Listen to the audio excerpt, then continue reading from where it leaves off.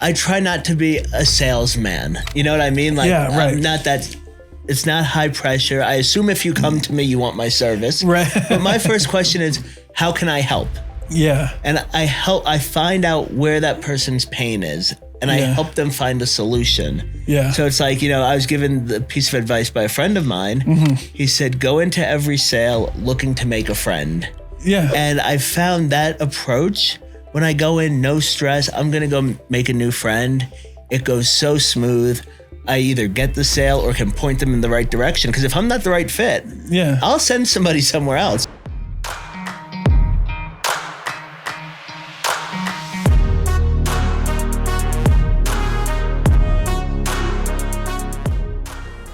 All right, cool. We're good to go. Right. Thanks for joining me, Charles. Absolutely. Thanks for having me. 100%, dude. I think we first got acquainted when I did the fatherhood podcast there for a second.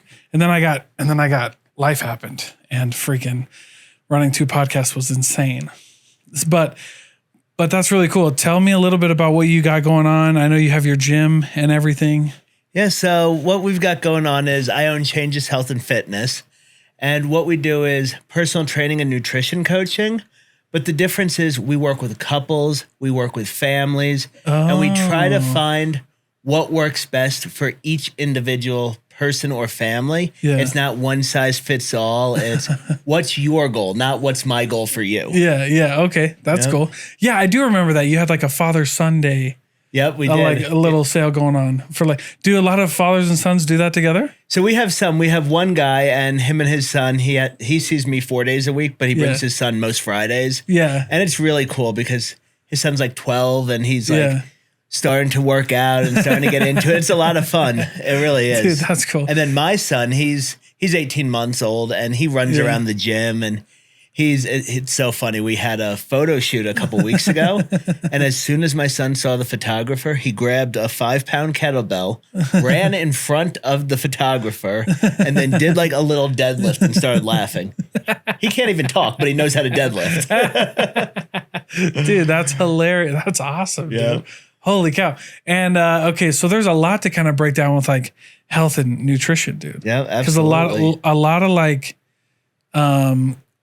I don't know, like what do you call it? Like maybe misinformation or stuff about nutrition, about what you should be eating and all that stuff. I mean, where do you kind of start with nutrition on someone's journey? I think one of the main issues that's out there is information overload. Ooh, that's a good point. There's so much information. And while there are certain universal truths, like if you're in a caloric deficit, you will lose weight. If you're in a caloric surplus, you will gain weight. There are these universal truths. Yeah. But there's also what works for the individual. Yeah. Like for me, I do really well with high protein, high carb, lower fat. A lot of the female clients I've worked with do better with higher protein, higher fat, lower carb. And when I work with people, we don't ever take out an entire food group unless there's like an allergy. Yeah. But it's finding what works for the individual body.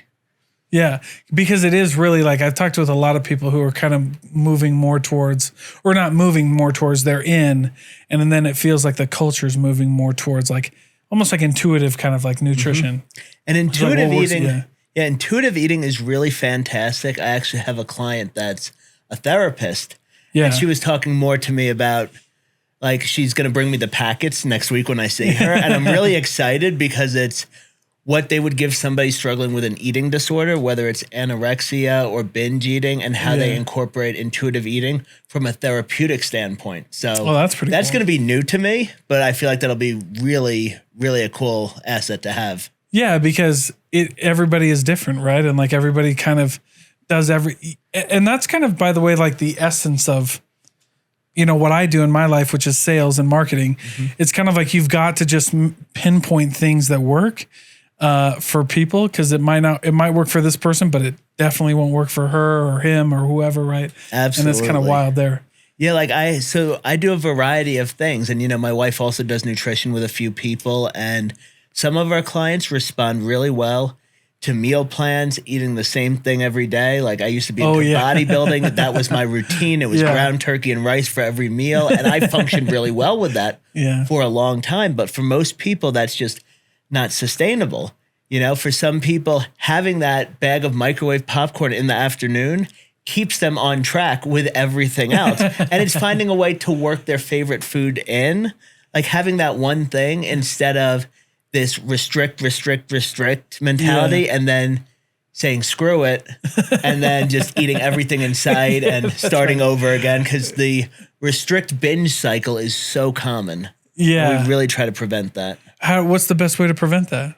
To include things you like, to not make anything off limits, but to be aware of what you're eating. Yeah. You know, like we always go and get frozen yogurt on Friday nights, me, my wife, and my son. And I put all the toppings. I don't like put a little fruit. Like I put M&Ms and Oreos because I enjoy that, but I don't eat that every single day. Yeah. It's like, it's part of my routine.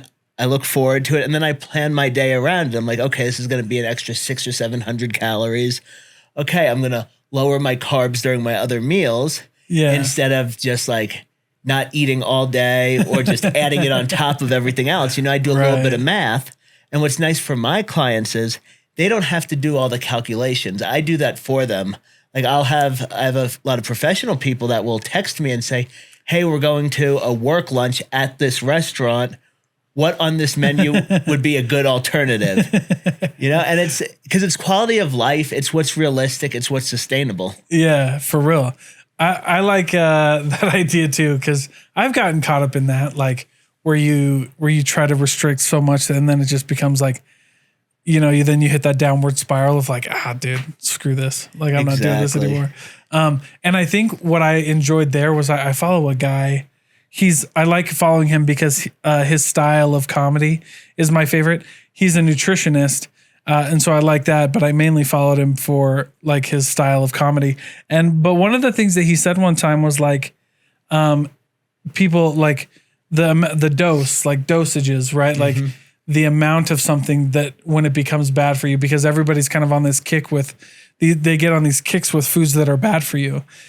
Or like ingredients that are bad for you, but they never talk about like how much of that thing you would need to have for it to actually be bad for you. Yep. Yeah, you're like, okay, yeah, it's bad for you at this dose, but it doesn't really make a difference at this dose, right? Like, okay, a big one is like Diet Coke, right? Like aspartame. Yeah. Right, like it's bad for you, or it's good for you. I don't know, or it's not either. Well, it's one of those things where in excess, and that's how it is. That's exactly the dose, things, right? Yeah. Exactly the dosage. If you're drinking Diet Coke all day and not drinking water, that's a problem. But if you have a Diet Coke 2-3 times a week, I personally don't believe it's going to cause any cancer or anything else. I've seen the research, and with most things, it's high concentrations of anything that leads to long-term damage. Yeah, and all of that kind of stuff is just, I mean, leave it to the like the doctors anyway or whoever. Exactly. You're just like, bro, look, everybody, you're gonna die eventually. We all gotta. Yep. We're all a ticking time bomb. No, it's true. We are all gonna die, and you have to pick your battles. You have to choose. Like for me, I like Diet Mountain Dew. Yeah, I'll have one once in a while, and I don't feel guilty about it. But then there's other alternatives, like lasagna's a food that we really like. But lasagna's super high in fat, super high in calories, and like most pasta dishes, you don't want one serving. You want 6 or 7, like. Because it's good and it doesn't fill you right away. Yeah. So my wife, she took her knowledge of nutrition from the courses she's taken, and then she loves cooking. Yeah. She watches all the cooking shows, reads the books, like experiments with recipes. So she made a lasagna that's high protein, lower fat, lower carb, but you know, it's still regular pasta noodles, but instead of ricotta cheese, we're using cottage cheese. We're doing, and on top, half fat-free cheese, half regular, and it drastically drops the calories, but it still tastes like lasagna. Yeah, it's still good. So and that was the other thing I learned kind of in our health. Like I'm on my health journey right now, but like, there are good substitutes for things that you thought you know what I mean? Like, absolutely. You know what you don't have to have this because you can find you can meet the same taste with other, ingredients. I think that's another big one that I think doesn't get talked about enough is like it could be as simple as substituting some ingredients sometimes. Like it doesn't do anything to the flavor, but it does a lot to the calories or the whatever, right? So a great example is yogurt. Okay. You know, we like to travel a lot. A lot of the time, like on my story and stuff, I'll talk about what's at the hotel breakfasts, and yogurt's a common one. Some brands, they're high protein, they're low sugar. Some of them, it's like a sugar paste. There's not even protein in it. But most mornings at home, what I do is I take the Kirkland brand fat-free Greek yogurt. It's like flavorless, high protein. But then I put a scoop of vanilla protein powder in, a spoonful of peanut butter, some blueberries, and it's delicious, but it doesn't have the sugar. It doesn't have the extra stuff. Right. So like yogurt's an easy one to switch out. Then there's like beef jerkies. A lot of beef jerky is actually really healthy, but there are some that have a bunch of sugar in them. So reading those labels, finding the substitutes, that little bit of extra effort can go a long way. Yeah, to just like be, and then again, it goes back to like being aware of what you eat or whatever. Yeah. Right. And just like looking at it. But I like that. And so how long have you guys been in business? So we're coming up on November will be 2 years. So the day after Thanksgiving, 2 years ago, was my very first client. It was before we had a location, before we were even like an official business. I had just gotten certified. He was a friend of mine. So that I consider that the first day of business because it was the first client. Yeah. But February, so a few months after that, February of 22 was when we got our location and really got started. Whoa, man, that's crazy. So you opened a gym. What was that like? I mean, and what was the thought process for you like? Because there's a lot of gyms, there's a lot of fitness coaches. Like, what made you still believe that you could do it? Like, what kept you going? So for me, what led to this was I was playing around with the idea of getting in the fitness industry for a while. You know, I was overweight for pretty much all of elementary school, middle school. Then I struggled with addiction in my teens, early 20s, got really sick, and exercise and nutrition basically cured me. My liver regenerated, so it hits close to home. And I really wanted to work in the industry, but there was a lot of fear, like the imposter syndrome. Am I good enough? Why would someone pay me? And then not wanting to work for slightly over minimum wage at a commercial gym, you know? So it was like, there's a lot of fear. But then my wife got pregnant and we decided that it was best for her to be home with our son. She wanted to be home with him. I wanted her home with him. And we needed to make more money. You know, she was overseeing construction projects and property management, and she was making really good money. So I had to make up for that. And I said, well, I've wanted to do this for a long time. I love this. She got a huge bonus right before our son was born, and we started the business. We're like, let's do something we love. There's no ceiling here. If you have a job, there's a ceiling. Your own business, you can continue to grow, and you can always give yourself a raise. You can work more. You can find new ways to add value. So what keeps me going is my wife and my son. It's I want quality of life. We're going to Costa Rica in November. My wife went on her mission there and always has wanted to go back. Oh, cool. You know, I like to travel. I like nice things. I want my son, I don't ever want to have to tell my son no for like if he wants to go skiing or something, I don't want him to be the kid that can't afford skis. Yeah. So like I really just think about my family and then my own personal wants because I have big dreams and it really keeps me going. Yeah, that's cool, man. Because it is, you deal with like imposter syndrome. And that's kind of the common denominator when I talk with business owners is like, how'd you get out of that? They were just like, I just did it. It was out of necessity. Like, I never did. Yeah. You know, there's that expression, burn the ships. Yeah, right. You know, you just burn the ships and take the island. It was, I either do this or I don't. And I love helping people, and fitness and nutrition changed my life. Yeah. And it's like the more people I help, the more successful I become. And I'm just like sharing my passion, sharing my love with people. So it's just, like there are days where work feels like work, but most days it doesn't. Most days I just feel like I'm seeing a bunch of my friends and having fun. Yeah. That's cool. Which makes it easy too. What's been your main like lead generation tactic? Like how do you get clients through the door? So it started off just people we knew. You know, I've been sober almost 6 years. A lot of people came from Alcoholics Anonymous, a lot of family, friends, just people we knew. And then I started posting on Facebook and Instagram every day. My old coach told me, he's like, it doesn't matter if you think you're being annoying or whatever. He's like, just post every day. the person that sees your post today and then sees it every day for the next 6 months will be your client. Like, so I started posting and kind of just experimenting. We didn't have a budget for advertising or anything like that. Right. And over the course of that first year, each month was better. We slowly were bringing in more people, but we were having a lot of turnover. So I started doing 2 things in December of 2022. One was networking. I joined Connect Utah, which has been amazing for our business. Oh, yeah. Got involved with the Murray Chamber of Commerce. I recently got involved with BNI. So I got involved in a lot of networking groups and meeting tons of people. And by meeting so many people, my reach is, I can reach so many more people. I get referrals all the time. So it went from just like Facebook posts and word of mouth to networking. Yeah. And I love it. Yeah. Networking is in Utah, it's pretty common, right? But like outside of Utah, it's there's a lot of networking events, but it's still underrated. I think networking is still something people don't look a lot too much anymore. Like I met a friend of mine one time. We were talking about his job and his career and stuff like that. And I was like, well, why don't you come to this thing with me, this networking event with me?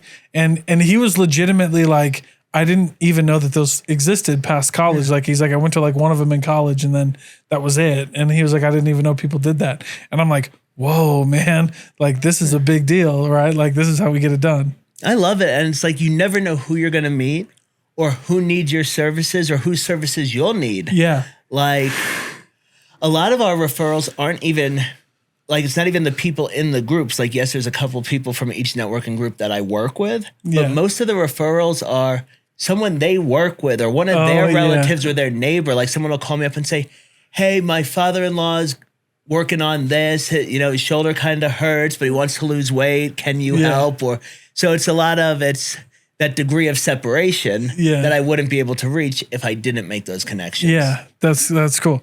And are you from Utah? I see Brooklyn, New York. You're from Brooklyn? Brooklyn, New York. What brought you out here? How'd you get out here? So I grew up in Brooklyn, and like I said, I struggled with addiction in my teens and 20s, and I was in Denver for a while.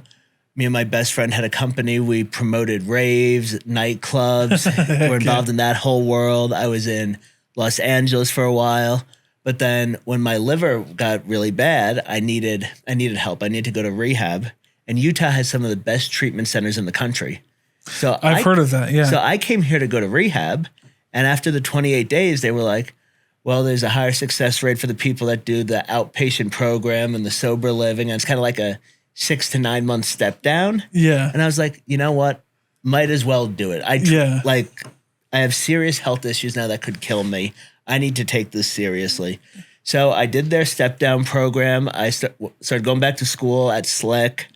My first job in Utah I had 2 jobs. I was the part-time manager of the gift shop at the aquarium in Draper. Oh, heck yeah. And I was doing moving jobs. So it's like I was doing those 2 things, going back to school. And, I stayed out here. I started meeting more people, building a community, real relationships, real friendships. And I was like, why leave? Yeah. Like, it's beautiful here. Like, compared to New York or California, the cost of living here is way lower. Yeah. You get way more space. The mountains are beautiful. I love hiking. I love being outside. I love the community feel, how service oriented people are. It's a beautiful place. So I was like, why leave? And then I met my wife, and that kind of sealed the deal. And it's that like, was it. Met her. We had the baby. We started the business. Yeah. And then this year, especially, the business is really starting to take off the second year. And it's like, we love it here. Why go anywhere else? Yeah, dude, that's awesome. I love that. Yeah, but coming from Brooklyn, probably wild, like culture shock. Oh, huge, huge difference. But it's, it's a huge difference, but at the same time, people are people.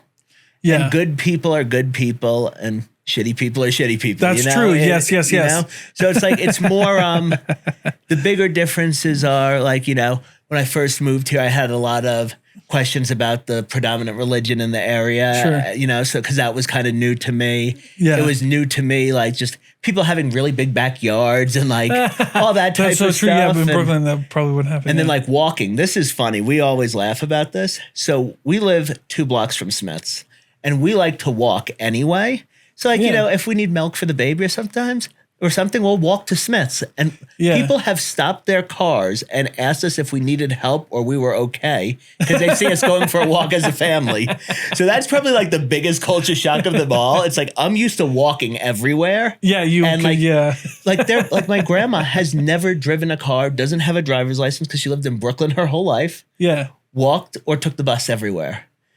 Because in Brooklyn you can't. Exactly. So that's definitely been a big shock to me that nobody walks. Dude, I lived in Portland and I didn't. Maine or Oregon? Oregon. Yeah. I lived in Portland and their public transit system's amazing. Like a big city public transit system's amazing. Yep. Because when I lived in Portland, I didn't have a car either. I just like the bus would drop you off at school. Like I was at Portland State, drop you off at school, drop you off here. Anywhere you wanted to go. And then, it was pretty close. So you could just walk around, whatever. So that is really funny, dude. Yep. That's hilarious.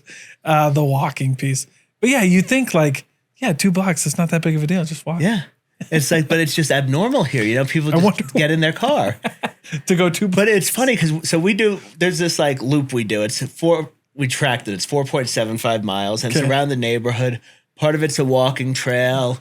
Part of it's like down the different streets, but sidewalks just stop. Yeah. Like, it's like they're there for aesthetic reasons instead of functionality. It's like halfway down the street, you'll have a sidewalk and then just stops.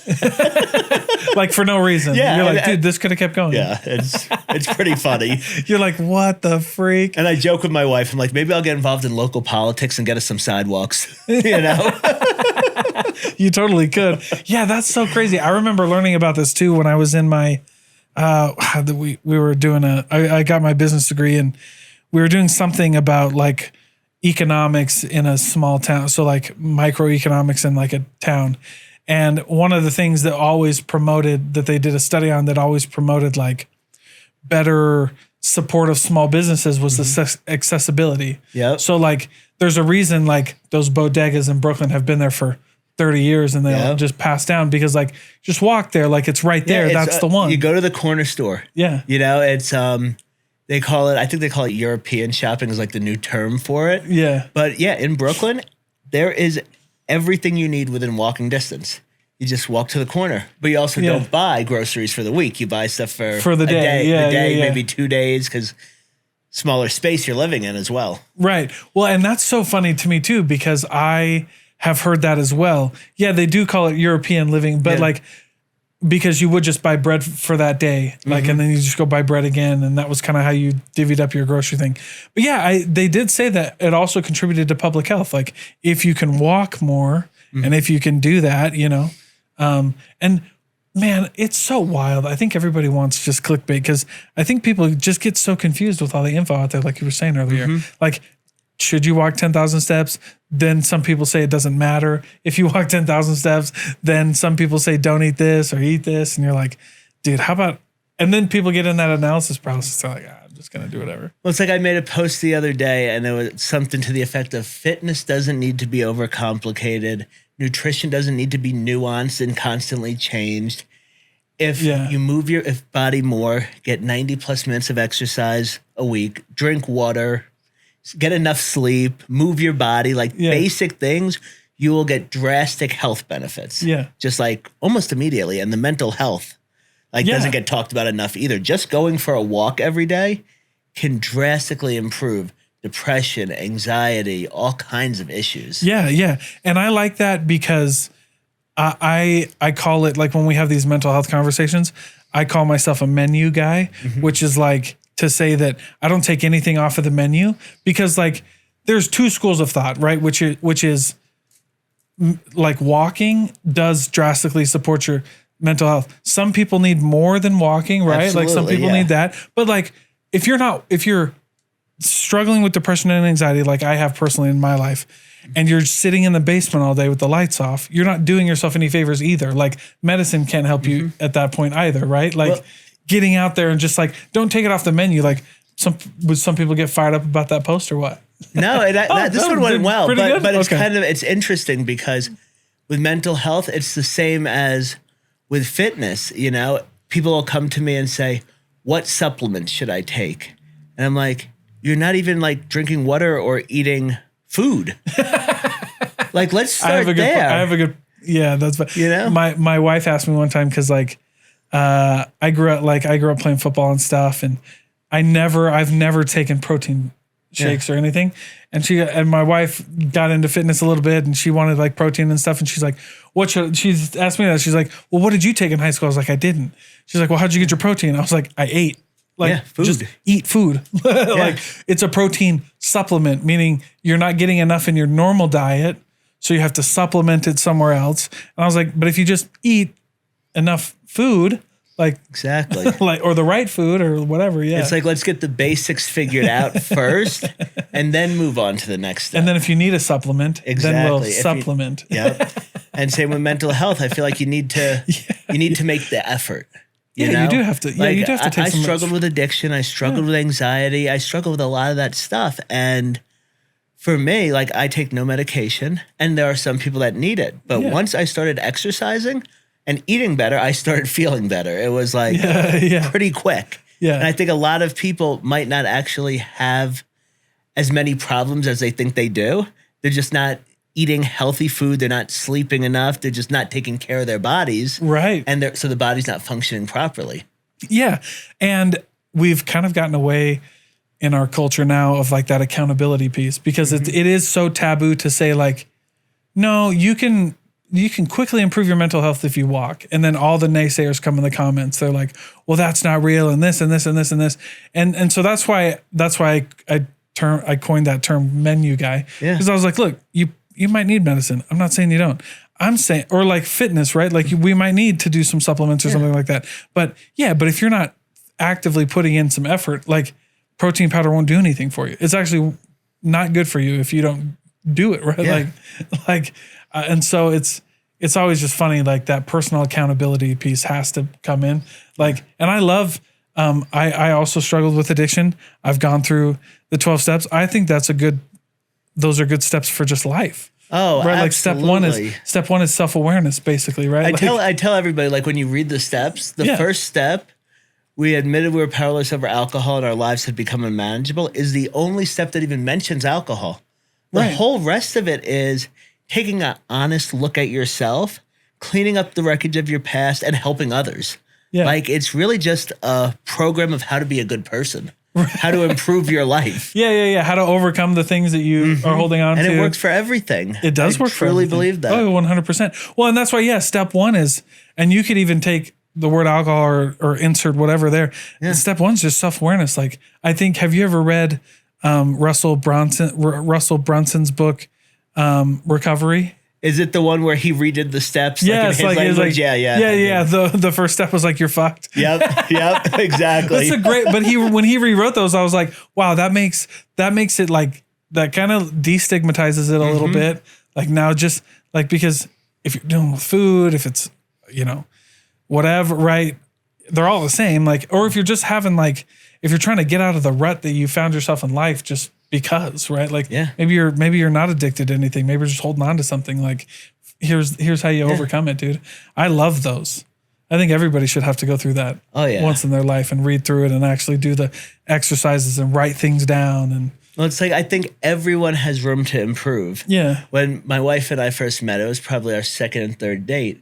We were having this like debate where I was like, I believe everyone has issues to some degree or another, and they're all different, and everybody has something they can improve, And I really think whether it's the steps, whether it's fitness, whether it's meditation, whether it's other programs that are out there that I'm not familiar with, I do believe that there's something for everyone that can help them improve from where they're currently at, no matter how far along they are. Yeah. There's always self-improvement. Yeah, well, and I think that's the paradox of self-improvement, is like, eventually you get to the point where you're like, it's kind of like maintenance. Like, I go to therapy, and a lot of it is just maintenance. A lot of it's just like, I know that in order to like, I mean, some days we go to therapy and it's just so I don't slip backwards, right? So I can just stay right here, you know what I mean?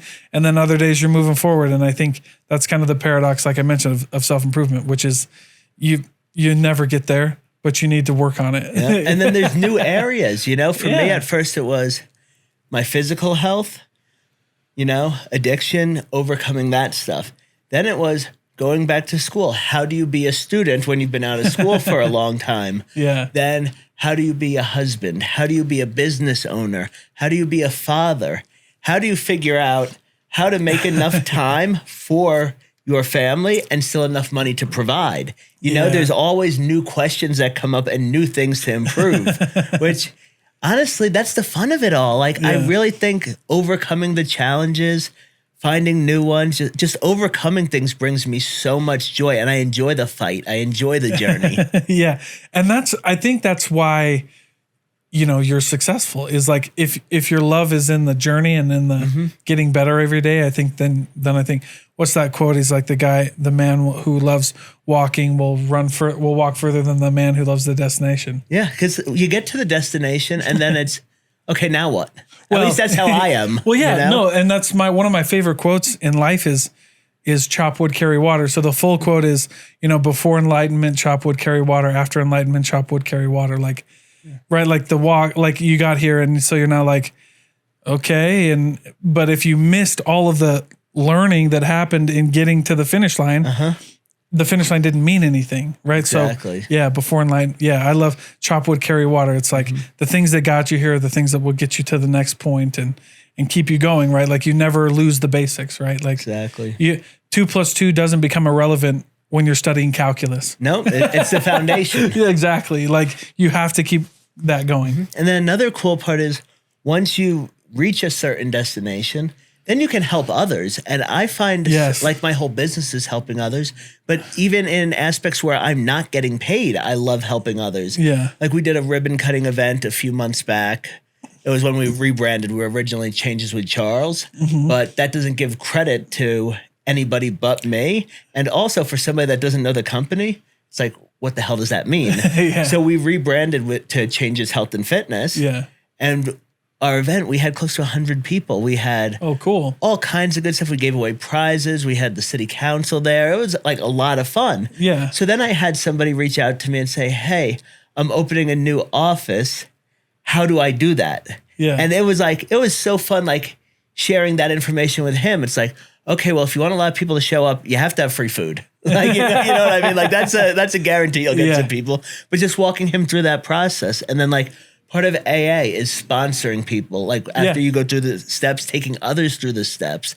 And I find that when I help other people to reach a goal that I've already reached, I learn even more from teaching than I did from the original experience. It's pretty cool. Well, and what's that crazy statistic I heard one time that like there's 12 steps and the people and the people who don't complete step 12, which is help, because essentially what the 12 steps you could, if you didn't have that 12th one, and this is to get to my point, but like essentially you overcome that in the first 11, like theoretically you've gone through all the work, and the 12th step is just like it could be looked at by a cynic as like, well, okay, well, yeah, I'll just help somebody, I guess. Like we just need to make it even, right? But like if you don't complete step 12, your chances of relapse are like astronomical. Oh, it's huge. When you see people will they will reap the rewards of recovery. The 9-step promises they talk about in the big book, they start receiving all these good things in their life and they say, okay, I'm cured.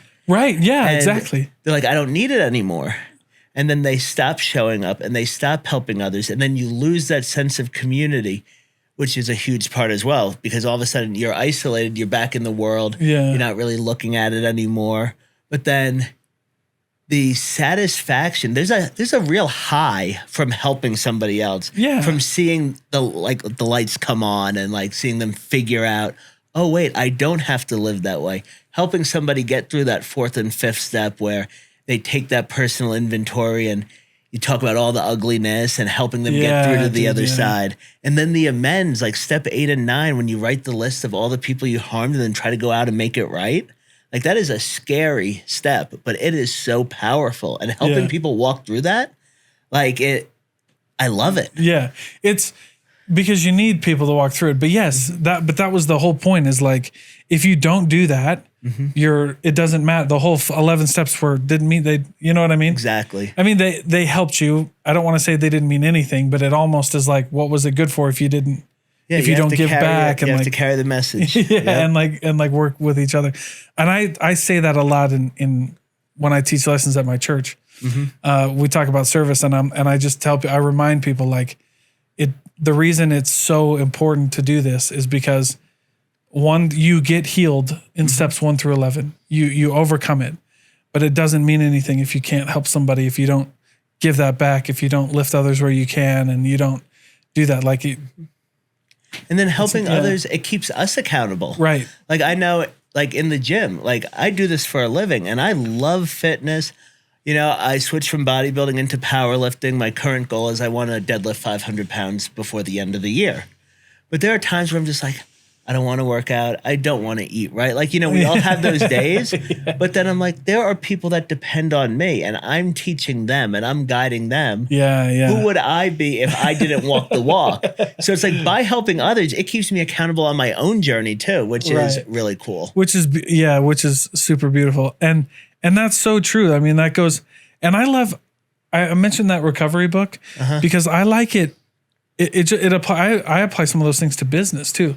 Like, oh, you're in a rut in business. Let's see where on the thing we're at right now. Like, do we need to do we need to take a personal inventory of what we've done up to this point so far? Do we need to write everything? Oh yeah, dude. Like, cause I think a part of that too is just like, I believe in like that spirit of karma, right? Or like that, what goes around comes around kind of thing. Yeah. And so like I wrote a little ebook called The 10 Laws of Sales one time. And the first law of sales is the law of sales is don't skip the lemonade stand.